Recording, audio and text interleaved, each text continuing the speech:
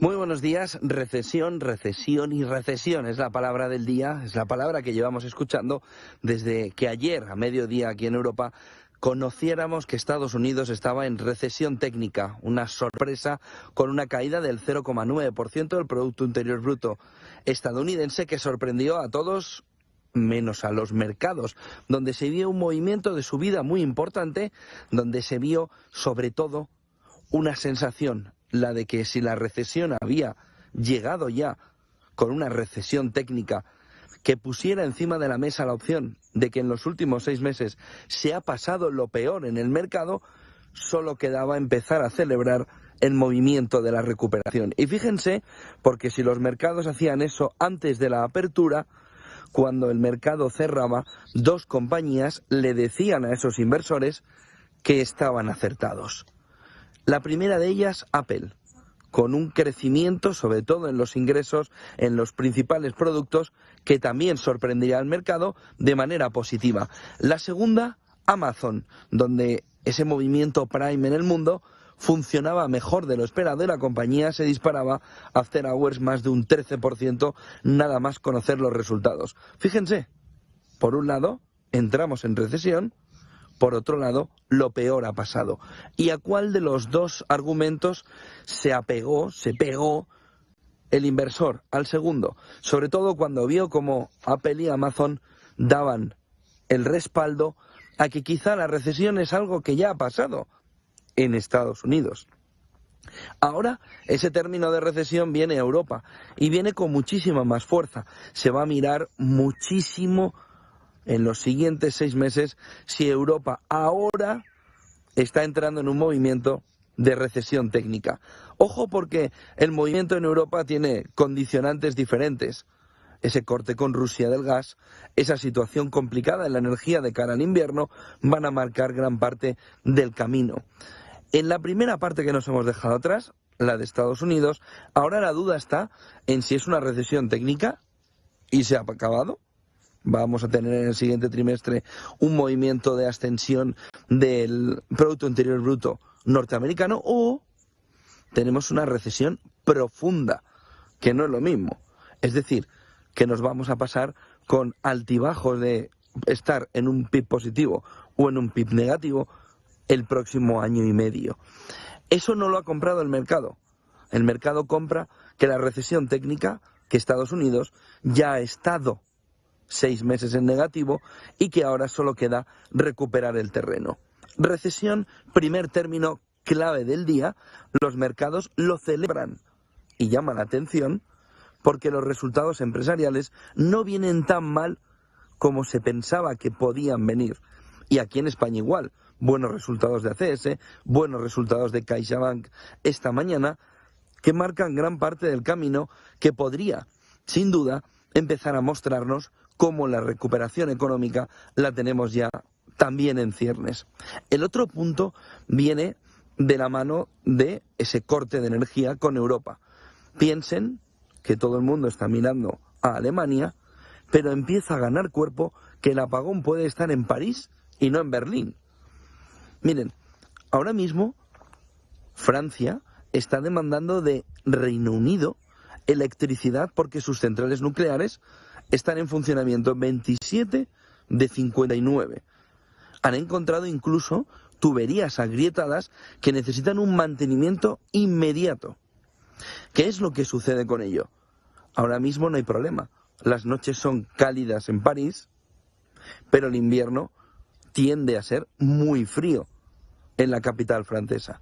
Bueno, pues la estimación que se empieza a hacer ahora es que el megavatio puede alcanzar los 4.000 euros en otoño, noviembre, cuando Francia pueda empezar antes que Alemania a notar que no llega a los picos de demanda de electricidad en las noches frías en el conjunto de Francia. Y eso empieza a señalar a una compañía, EDF, que se va a nacionalizar por más de 10.000 millones de euros y que, sin embargo, su cúpula directiva, la que ha hecho que los reactores nucleares, que toda la fabricación de energía nuclear no funcione en nuestro país vecino, tenga ahora mismo que continuar hasta marzo de 2023 porque el gobierno francés ni tan siquiera ha buscado un equipo que les sustituya a pesar del desastre que están poniendo encima de la mesa. Fíjense porque esta es la clave fundamental para entender cómo, a pesar de que la mirada está puesta en Alemania, ahora mismo la preocupación comunitaria está en Macron y en cómo EDF puede salvar el match ball que va a significar en otoño tener que tirar del gas natural, sobre todo, y de las importaciones de Reino Unido y de España para evitar el caos en su electricidad interna, en su energía interna. Y eso va a lanzar hacia arriba los precios de la energía en el conjunto de Europa. Por lo que mientras todos mirábamos precisamente a Alemania, Francia se está empezando a llenar de un problema mayúsculo a la hora de mirar cómo puede responder en otoño a su necesidad de servir esa energía, esa electricidad a los hogares. Ojo, porque la mirada en Francia ahora mismo es de una preocupación mayúscula, incluso mayor ahora mismo que lo que se está viendo en Alemania. El tercer punto del día viene en el entorno del oro. Fíjense en este gráfico que está marcando la cantidad de derivados de oro que tienen comprados los bancos centrales, sobre todo en Europa, y por qué están haciendo ese acopio de derivados, no de oro físico, para conseguir tener una buena cantidad de oro en carteras. Ayer Gabriel Montalto, lo tienen en nuestro canal de YouTube, dio todas las claves de cómo se estaba comportando el oro y de cómo empezaba a afectar la situación de muchos derivados que ustedes pueden pensar que son para aumentar el precio, que deberían presionar al alza el precio, pero que han hecho todo lo contrario. ¿Por qué?